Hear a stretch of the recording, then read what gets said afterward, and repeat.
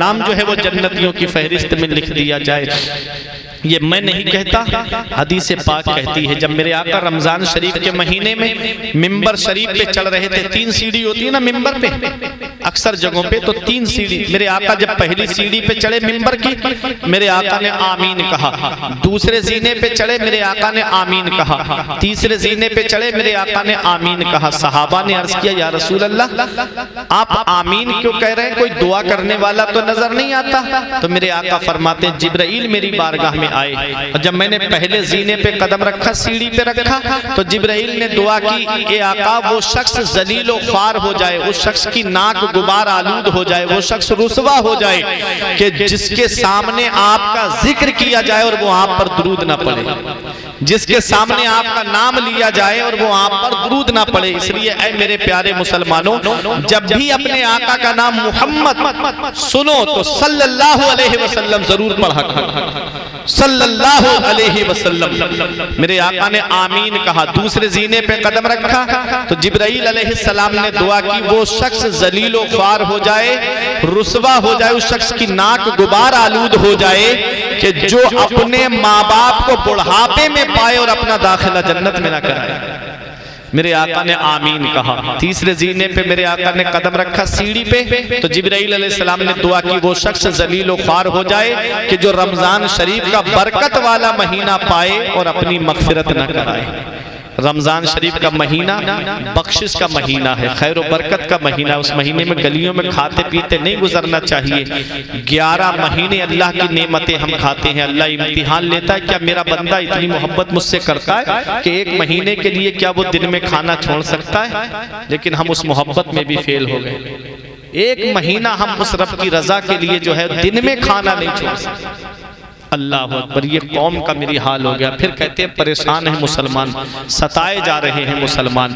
इसलिए ऐ मेरे प्यारे मुसलमानों, वो पत्ता पेड़ से गिर जाता है जो अल्लाह के जिक्र से गाफिल हो जाता है, वो जानवर ज़िबह कर दिया जाता है जो अल्लाह के जिक्र से गाफिल हो जाता है, वो घास काट दी जाती है जो अल्लाह के जिक्र से गाफिल हो जाती है, वो मछली शिकार हो जाती है जो अल्लाह के जिक्र से गाफिल हो जाती है।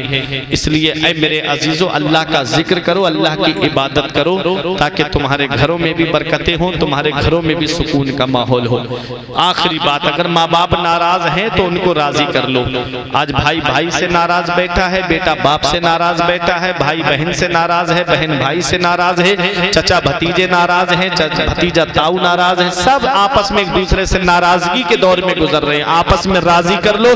3 दिन से ज्यादा किसी से आपस में बुराई नहीं रखना चाहिए और ना नाराजगी का इजहार करना चाहिए। तीसरे दिन बोल लेना चाहिए, सलाम कर लेना चाहिए। जो सलाम पहले करेगा वो जन्नत में पहले दाखिल होगा। ऐ मेरे प्यारे मुसलमानों, तो मुसलमान पे 5 हक हैं। पहला हक ये कि जब वो सलाम करे तो सलाम का जवाब दे। दूसरा हक ये है कि जब उसे छींक आए तो छींक का जवाब दे। तीसरा हक ये है कि जब वो दावत करे तो उसकी दावत को कबूल करे। चौथा हक ये है कि जब वो बीमार पड़ जाए तो उसे देखने के लिए जाए। और 5वां हक ये है कि जब उसका इंतकाल हो जाए तो उसके जनाजे में शामिल हो। जब उसका इंतकाल हो जाए तो क्या करे? जनाजे में शामिल हो।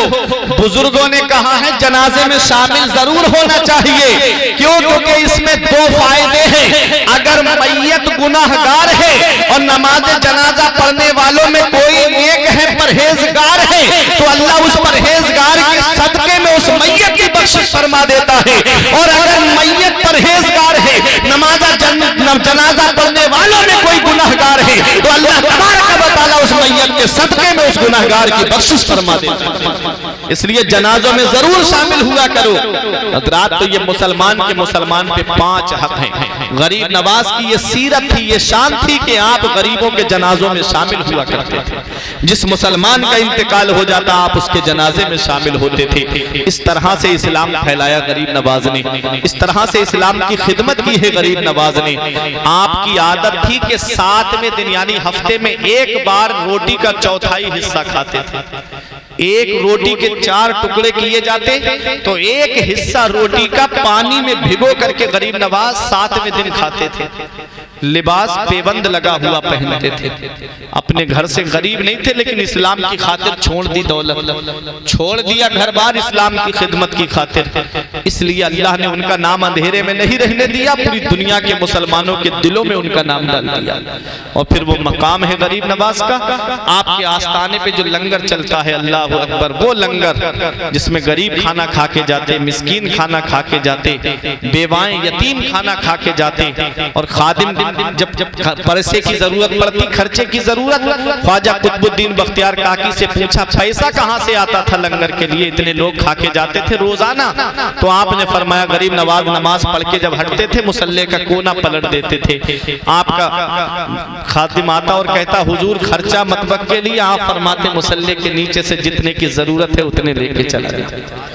वो हाथ डालता, नीचे से खजाना उठाता और ले जा करके मतबक का काम करता। ख्वाजाए हिंद वो दरबार है आला तेरा, कभी महरूम नहीं मांगने वाला तेरा।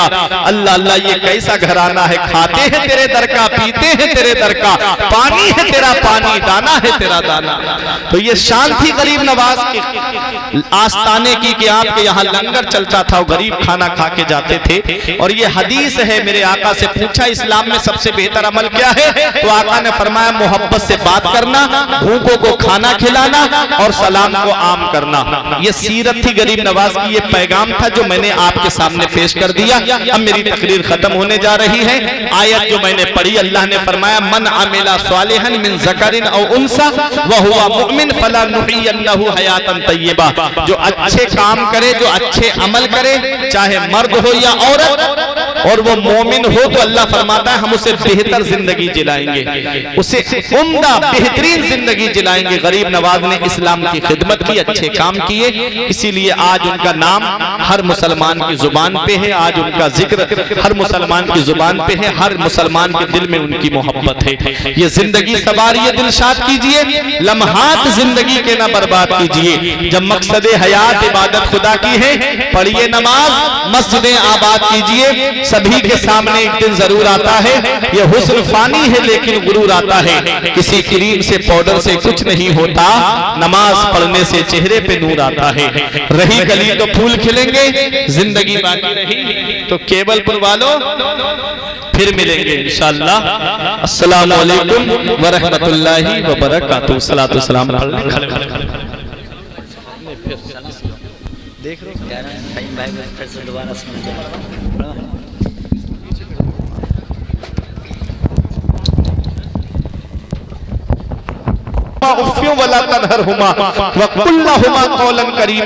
अल्लाह फरमाता है हुक्म दिया तुम्हारे रब ने कि अपने रब के सिवा किसी की बंदगी ना करो, और अपने माँ बाप के साथ भलाई करो, अपने माँ बाप के साथ हुस्न सुलूक करो। कब करो?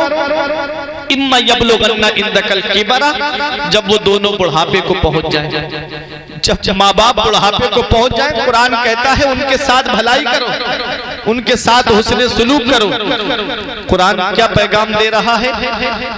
और किलाहुमा, या उनमें का कोई एक गुजर जाए और एक सलामत है, तो अल्लाह तबारक व तआला कुरान में फरमाता है फला तकुल्लाहुमा उफ, तो उन्हें उफ तक मत कहो। वकुल्लाहुमा कौलन करीमा, जब भी माँ बाप से बोलना तो मोहब्बत के साथ में बोलना। जब भी माँ बाप से बात करना तो प्यार से बात करना, उनसे तेज तर्रारी से बात न करना, उनसे जुबान दराजी न करना, उनसे गाली गलौज के साथ बात मत करना। ये कुरान कह रहा है वकुल्लाहुमा कौलन करीमा, जब भी बोलना तो मोहब्बत से बोलना, जब भी बोलना तो प्यार से बोलना। आज माँ बाप बुढ़ापे में पहुंच जाए, कोई बात पूछ ले बेटा कहाँ गए थे, तो बेटा जोर से बोल के कहता है क्या मुझे परेशान करते रहते हो, मेरे भी तो शौक अरमान है, मेरे भी तो दोस्त हैं, मैं उनके साथ घूमने गया था, क्या मुझे बार बार फोन करके बुला करके डिस्टर्ब करते रहते हो।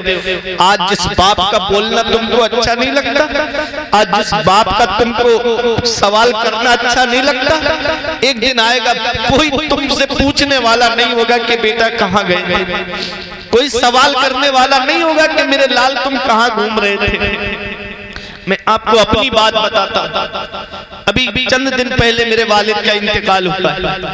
उससे पहले जब मेरे वालिद हयात थे तो मैं जहां भी प्रोग्राम में जाता रोजाना मेरे पास फोन आना था, बेटा आज कहां पहुंचे, आज बेटा कहां पहुंचे, कब तक घर वापस आओगे।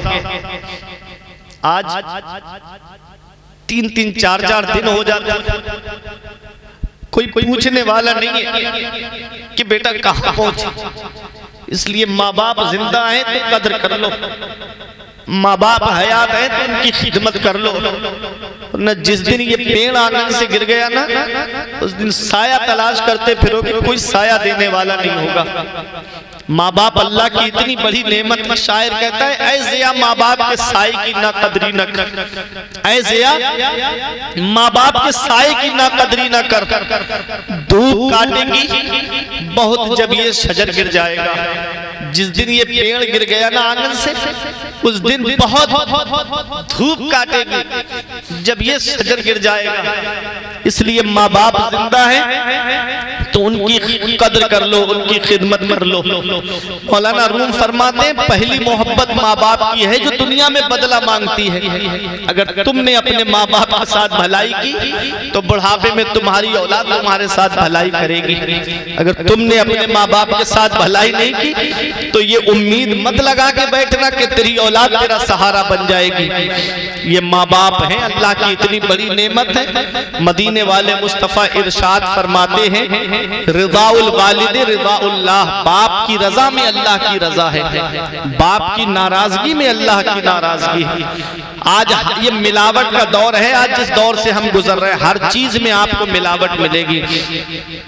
दूध में भी मिलावट है, पानी में भी मिलावट है, चीनी में भी मिलावट है, दालों में भी मिलावट है, मसालों में भी मिलावट है, मिर्चों में मिलावट, धनियों में मिलावट। मिलावट के दौर में हम जी रहे हैं, लेकिन इस मिलावटी दौर में सिर्फ एक मोहब्बत माँ बाप की है जिसमें कोई मिलावट नहीं होती।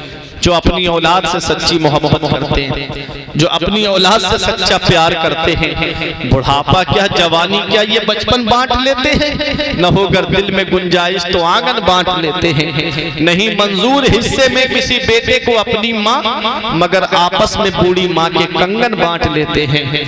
वक्त ठुकरा देगा एक दिन मेरी सारी ये कुर्बानियां, दामने उम्मीद में फकत नाकामियां रह जाएंगी। शादियों के बाद बेटे तो अलग हो जाएंगे, बाप के हाथों में फकत बैसाखियां रह जाएंगी। ऐ मेरे अजीजों, आज जिस तरह हम अपनी औलाद को सीने से लगा के रखते हैं, अपने बचपन को देखा करो, ऐसे हमारे माँ बाप ने भी हमको अपने सीने से लगा के रखा था।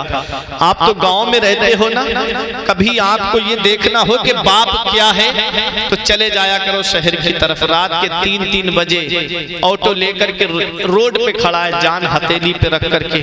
हमने पूछा एक रिक्शा चलाने वाले से, बरेली शहर में कुतब खाने के लिए जब जा रहे थे, बुढ़ापे का आलम था, कहा चाचा आप इस हालत में भी रिक्शा चलाते हो, ऐसा क्यों, आप आराम क्यों नहीं करते। कहते बेटा अगर हम रिक्शा नहीं चलाएंगे तो बेटे की कॉलेज की फीस कहां से भरेंगे, बेटे के यूनिवर्सिटी की फीस कहां से भरेंगे। मेरा बेटा कॉलेज में पढ़ रहा है, अल्लाह अकबर। जब वही बेटा डॉक्टर बन गया, उसने जो है शादी करके शहर में जाकर के हॉस्पिटल खोल लिया। माँ बाप गाँव के अंदर रह करके अपनी जिंदगी गुजार रहे हैं। क्या नहीं करता एक बाप अपनी औलाद के लिए, कौन सी कुर्बानी नहीं देता है बाप अपनी औलाद के लिए। ये रिक्शा चलाने वाला एक बाप ही तो है, ये ऑटो चलाने वाला एक बाप ही तो है, ये पूरे पूरे दिन खेतों में जाकर के दूसरों की मजदूरी करने वाला एक बाप ही तो है। तुम तो नौजवानों घर में मोबाइल चला रहे हो, आराम से बैठे हो, वो 3-3 मंजिल पे सर पे ईंटें लेकर के चढ़ रहा है, ये एक बाप ही तो है। तुम तो आराम से घर पे बैठे हुए हो और वो रोड पे जाकर के कोई फलों का ठेला लगा रहा है, पूरे दिन सर्दी ऐसी हवा चल रही है, सर्द हवा, वो खड़ा है बेचारा पूरे पूरे दिन फलों के ठेले पे के फल बिक जाए, मेरे औलाद की तालीम में पैसे काम आ जाएंगे, मेरा बेटा पढ़ लिख जाएगा, मेरी तरह रिक्शा चलाना नहीं पड़ेगा, मेरा बेटा पढ़ लिख जाएगा, उसे मेरी तरह जो है दूसरों की मजदूरी नहीं करना पड़ेगी। आज वही औलाद जवान हुई, माँ बाप का बिस्तर घर से बाहर कर दिया। किया क्या है माँ बाप ने मेरे लिए? आज तो हर बाप अपने माँ बाप अपनी औलाद के लिए ऐसा करते हैं। मेरे प्यारे मुसलमानों, आज जिस माँ बाप की कदर नहीं करते, जिस दिन ये साया सर से उड़ जाएगा उस दिन पता चलेगा कि माँ बाप अल्लाह की कितनी बड़ी नेमत है। माँ बाप अल्लाह की इतनी बड़ी नेमत है, जिस दिन ये साया सर से उड़ जाते हैं उस दिन चिराग लेके भी ढूंढोगे तो माँ बाप जैसा प्यार करने वाली शख्सियतें नहीं मिलेंगी, माँ बाप जैसी मोहब्बत करने वाली शख्सियतें नहीं मिलेंगी। आज हमने देखा है नई नवेली दुल्हन के कदम घर में क्या आए, माँ बाप का बिस्तर घर से बाहर कर दिया गया। मैं ये नहीं कहता कि आप अपनी बीबी से मोहब्बत ना करो, मैं ये नहीं कहता बीबी से प्यार न करो, बल्कि बीबी से मोहब्बत करो, क्योंकि वो बाप का आंगन तुम्हारे लिए छोड़ के आई है, वो भाइयों का साथ तुम्हारे लिए छोड़ के आई है, वो बहनों का साथ तुम्हारे लिए छोड़ के आई है। आप 10 दिन अपना घर छोड़ के मेरे घर पे नहीं रह सकते, वो पूरी जिंदगी तुम्हारे घर रहने के लिए आ गई है, सिर्फ एक निकाह के बंधन में बंध करके तुम्हारे घर पे पूरी जिंदगी गुजार रही है। लेकिन इतना याद रखना, औरत की जन्नत शौहर की फर्माबरदारी में है और शौहर की जन्नत उसके माँ बाप की फर्माबरदारी में है। तुमको जन्नत में जाना है तो शौहर की फर्माबरदारी करनी पड़ेगी, और शौहर को जन्नत में जाना है तो माँ बाप की फर्माबरदारी करना पड़ेगी। और ऐ मेरी बहन, आज अगर तू अपनी सास की खिदमत करेगी तो एक दिन तुझे भी सास बनना है, तेरी बहू तेरी खिदमत करेगी। ये बदला है जो दुनिया में पलट के आता है। कुरान कहता है इन अहसनतुम अहसनतुम ले अनफुसिकुम व इन असातुम फलहा। अगर तुम अच्छा करोगे तो अच्छाई तुम्हारे लिए है, और अगर बुरा करोगे तो इसका वबाल तुम्हारे ऊपर आना है। जिसको गांव में बोला जाता है जैसी करनी वैसी भरनी। जैसा अगर अच्छा करोगे तो अच्छे का अच्छा सिला मिलेगा, और अगर बुरा करोगे तो उसका बुराई से सिला मिलेगा, उसका बुराई से बदला मिलेगा। इसलिए ऐ मेरे नौजवानों में अर्ज ये कर रहा था कि अपने माँ बाप की खिदमत कर लो, उनकी फर्माबरदारी कर लो, और अपना दाखिला जन्नत में करा लो। हज़रात, हम जिन बुजुर्गों के नाम पे आज बैठे हुए हैं, इन बुजुर्गों ने कैसे अपने माँ बाप की खिदमत की है, पूरी जिंदगी माँ बाप की खिदमत करते रहे और दुनिया वालों को भी यही पैगाम देते रहे, और माँ से इजाजत लेकर के आए कि अम्मी अब हम इस्लाम की खिदमत करना चाहते हैं, अपने हक माफ कर दो। माँ ने अपने हक माफ करके अपनी औलाद को भेजा है, तब जाकर के इस्लाम की खिदमत करने के लिए आए हैं। ऐ मेरे प्यारे मुसलमानों, मैं अर्ज ये कर रहा था, जो मैंने कुरान की आयत पढ़ी थी, अभी एक जुज रह गया है, वकुल्लहुमा कौलन करीमा। माँ बाप के साथ जब भी बोलना तो मोहब्बत के साथ में बोलना। आगे रब फरमाता है वख्फिद लहुमा ज़नाह ज़ुल्ल मिनर रहमा वक़ुल रब्बिरहमहुमा कमा रब्बयानी सगीरा, कि अपने माँ बाप के लिए मेहरबानी का बाजू बिछाओ और उनके लिए ऐसे दुआ करो, ए अल्लाह मेरे माँ बाप पे ऐसा रहम फरमा जैसा उन्होंने बचपन में मेरे ऊपर रहम किया था।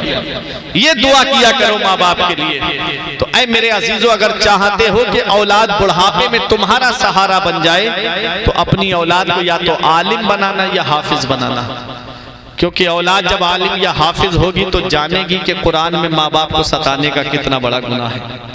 औलाद आलिम या हाफिज होगी तो वो जानेगी कि अगर मैं अपने माँ बाप को नाराज करूंगा तो अल्लाह मुझसे नाराज हो जाएगा। क्योंकि होते हैं ना कुछ, मैंने सुना है, मैंने देखा तो नहीं है कि कुछ हाफिज या मौलवी लोगों के बारे में सुना है कि माँ बाप को बहुत सताते थे, तो या तो उन्होंने मुकम्मल तालीम हासिल नहीं की होगी, पढ़ाई नहीं की होगी, वरना जो तालीम मुकम्मल हासिल करता है ना, जिसके सीने में कुरान का इल्म होता है, वो कभी अपने माँ बाप को नहीं सताता, कभी अपने माँ बाप को सताने का जरिया नहीं बनता है। ऐ मेरे प्यारे मुसलमानों, वो हमेशा माँ बाप की फर्माबरदारी करता है, और माँ बाप की फर्माबरदारी करने का वो जरिया बन जाता है। तो मुसलमान के मुसलमान पे 5 हक हैं। माँ बाप नाराज बैठे हैं, बेटा माँ बाप से बात नहीं करता। बुजुर्गों ने कहा है कि अगर माँ बाप के पैर पकड़ के भी राजी करना पड़े तब भी राजी करो, चाहे पैर पकड़ के राजी करना पड़े। कोई भी माँ बाप अपनी औलाद को सच्चे दिल से बद्दुआ नहीं देते। अगर उनसे आप माफी मांगेंगे वो माफ कर देंगे। वो माँ बाप का दिल बहुत नरम होता है, औलाद को कभी वो परेशान नहीं देखते, कभी औलाद को तकलीफ में नहीं देख पाते। वो पूरी जिंदगी औलाद के नाम जिन्होंने कर दी, वो क्या औलाद को बुढ़ापे में परेशान देखेंगे? हरगिज नहीं। उन्हें उस वक्त तुम्हारे सहारे की जरूरत होती है। जैसे बचपन में तुम चीजें मांगते थे कि अब्बा आज ये खाना है, कल वो खाना है। अब्बा चाहे दूसरों के घरों पे मजदूरी करता लेकिन ला करके तुमको रखता। एक बार माँ ने ये कह दिया गुर्बत के दौर में कि मेरे बच्चों को ईद पर नए कपड़े चाहिए। बाप ने कहीं से भी पैसे कमाए, मेहनत मजदूरी की, लेकिन ईद पर नए कपड़े पहनाए। आज तुम्हारे बच्चे सिवई खाएं, माँ बाप बच्चों का चेहरा देखें। ईद पर तुम्हारे बच्चे शॉपिंग मॉल से कपड़े खरीदें, बेहतरीन शोरूम से कपड़े खरीद के लाए। माँ बाप पुराने कपड़े पहन करके अल्लाह का शुक्र अदा करें। क्या इस दिन के लिए माँ बाप औलाद को जवान करते? क्या इस दिन के लिए माँ बाप ने औलाद को पाला था? नहीं प्यारे मुसलमानों, माँ बाप की खिदमत करो, माँ बाप को सताने का जरिया ना बनो, उनकी खिदमत करो ताकि तुम्हारा